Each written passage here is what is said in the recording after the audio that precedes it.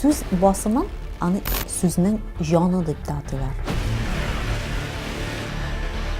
Кара диңгездәге кушнеларның 3-4% булган. Бик матур һәм үзенчәлекле гореф-гадәтләр дә бар.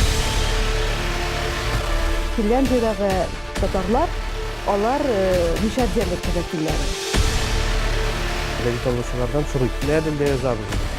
Сатыш тәҗрибәләрне кылды, ширакта намаз укыганда да кулланганнар. Я фамилия, я шәһәрдә калып куып чыгара хан. Татар теле 19 гасырда татар булмаган милләтләр өчен өйрәтелә.